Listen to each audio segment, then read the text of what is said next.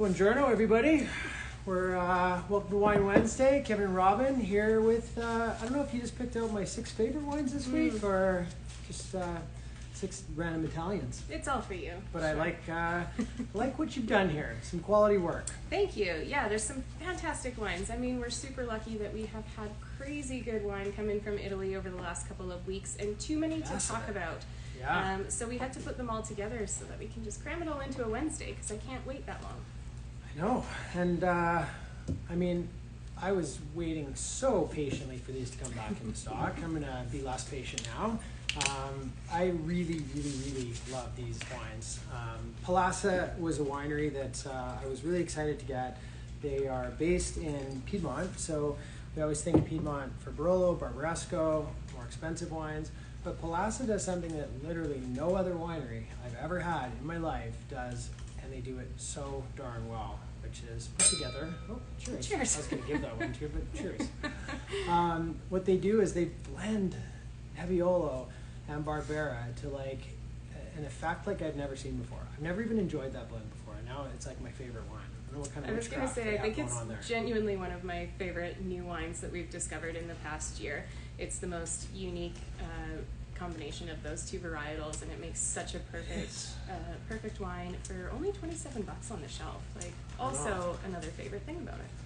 I'm literally fighting every night not to bring these home. Like, I know I got to try all the wines in the shop, and I got to work around and know everything. But for me, Pelassa, just the value is so good, and I love Nebbiolo so much, and they do amazing things with it. But let's get on to that after. We're ahead of ourselves. We're way ahead of ourselves. Why don't we start with the two entry-level whites from these guys, or wines from these guys. Favorita white? Oh, knew that was coming. So this guy is Favorita, a grape variety that's, you may not know, a little bit of Arnase and Chard. Is that where we're going? Absolutely, yeah. And on the nose, like, this is super bright. It really jumps out of the glass. It's $23.95. This is everything that you want. The Arnase offers like a really unique aroma to it. I love Arnase. It's got tons of freshness, tons of zippy, like acidity, and just really racy.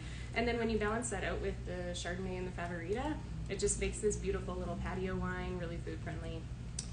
So used to wines from Piedmont being expensive, there's not even anything to compare these to, because really there aren't table wines from this part of the world. The problem with Piedmont is you're in northern Italy, it's very expensive vineyard land. It's mostly, Nebbiolo grown on, sort of rolling hills. The price of the land is really high, which means the price of the wines is really high. So even finding little vineyard areas, across the greater Longueuil area is hard. You rarely see them. Like, inexpensive wines from this area are like $40, $35. Somehow these guys are down at, like, what'd you say, 23? Yeah. It's crazy. And I love Arnase. I think this is for everyone out there who's drinking a lot of Sauvignon Blanc and you're kind of sick of it and you're thinking to yourself, like, I'm up to here in that grassy Sauvignon Blanc. This is what you want to get in your wine glass, because it has all the character and freshness of Sauvignon, but it's just like a little more interesting, right? There's a little more complexity, I think, and just something different. I don't know if I just need a cocktail today or what, but that is good. It's really good. And this one surprised me maybe more. Because this is even more unique from that area. We're in grape varieties that don't typically come from Piedmonte. No, we're blending a little bit of Cabernet, Merlot, and Barbera in this guy, which, again, pretty unique combination. It is. But it makes the ultimate barbecue wine, really moderate and easy and approachable. Barbera is a little lesser known within the region because of Nebbiolo, as we've been talking about. They call Barbera kind of like the wine of the people of the area, but I mean, all drink as the people do from there. You're in the land of mushroom and truffle and chocolate and wine, so best place in the world. I'm good with it. What surprised me about this wine is the acidity. So I expected this to maybe be more one of those like internationally styled wines, like something a little more made up. But for me, it still tastes really authentic. It still tastes fresh. It still tastes like Italian wine. They haven't messed with this so much that it just tastes like kind of a more generic bottle. It's got some real character to it. Mm-hmm. The little story too with the bicycle. So Mario, back when he started trading his wine, he actually started it by bike. So he was in his teens, right? But this is way back in the day, yeah. Where it's perfectly acceptable to help promote the family business. And he did it by pouring some Nebbiolo in a couple of flasks and hopping on his bicycle and driving to different villages and starting to get to pour and taste his wines. So when they're doing the wine of the family, and they're kind of entry-level price point. They're paying homage to really where it all began. Selling wine door to door on the bike. We should try that. Amazing. I like that idea. I'll go first. I'll start You today. start biking. Now, we've got these two on feature, but we're also probably going to have one or two more open, I'm guessing, this weekend. I'm really hoping that we pop this guy. Yeah, maybe some Barolo, maybe some of the aforementioned Nebbiolo Barbera blend. One of the, I think, most interesting wines in the shop. But the cool thing with Pelassa is you just get wines at every price range. So you're like 22 to like 30, 35, 40, up to 65, I think, for the Barolo, which you managed to put in a pack here and get at a pretty good price. What are we paying for that pack? We're paying $204, but if you're buying each bottle on its own, it'd be over $250. Wow, I mean, that's a killer deal. And this is the, I'm gonna think the Barbera. Is that where we're at? I had that last night. It is spectacular. I really find Marengo's wines are really interesting because they really do show the vintage very clearly. Sometimes this wine can be very light, sometimes it can be really heavy. I thought the 20 was just a really well-balanced example of this. It's definitely one you want to have a little bit of food on the table, but it's drinking so incredibly well this year. The Pelassa Barolo, I mean, it's one you can put in the cellar, but it is one of the rare Barolos that you can have a look at when it's a bit younger and still get a lot out of it.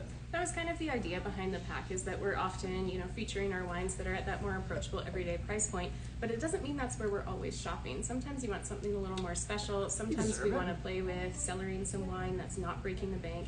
So getting 6 bottles that you can either enjoy for special occasions or by popping them downstairs for a few years, this is a great opportunity to play with that balance. Yeah, and we've got all the Gondi wines in too, which we kind of skipped over because Gondi has been out of stock for a long time, and you got the Villabossi in there. I know.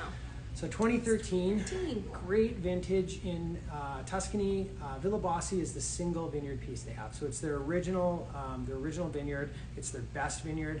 I always buy a little bit of that to put in the wine cellar because it drinks really well. I mean, it's 10 years old, almost on this release. Yeah, it's almost 10 years already. It's the highest elevation within Chianti, so you just got like a little more freshness from that cooler bit of climate. It's awesome. It's a killer bottle, and it's really like that kind of rustic style of Chianti. It's not that sort of bright cherry, easy-going, Kool-Aid-y style. No, this is like spicy, rustic, really fun. Probably need some food with it. Should we go Basilicata next? Right.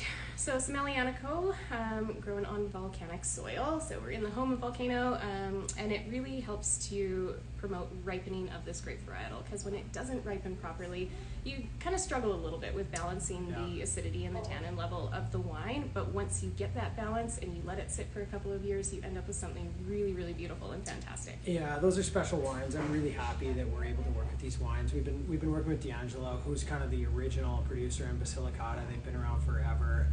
They're really rustic, kind of really country wines, but I love them. They need a little bit of food for sure, or a little time in the basement, but if you love Italian wines, that is really fun. And then 2 of the most kind of interesting whites we have in the whole store, let alone just Italy. I know, 2 of my favorite, most unique experiences with white wine that I've had in the past year too. Yeah. A couple of grape varietals that we don't hear of very often, although we talked about Italiano, but we haven't had white wine made from Italiano. I'm a big Italiano fan going back. I didn't even know they did white out of it. So there you go. It's really fun though. This is a really fresh, bright. It's got some really good energy to it, and it's just a really fun wine. I mean, it's a bit of a nerdy wine because it's just so unique, but it's fantastic. And then some Rossas Bianco. The only version again. Another grape variety you probably never heard of. I'd never heard of it. But it takes on a little more honey, dried apricot. It's really got some richness and interest to it, and something completely unique. Both of these, again, are whites that you could play around with aging and popping downstairs for a little bit if you want to experience that and kind of try some older white wine too. So it's an Italian weekend. We have lots of stuff open. We're going to have these plus a few fun things from Pelassa that I really think you want to come down and try. If you love Nebbiolo, no one does it better than these guys at a better price. So hopefully we'll see you then.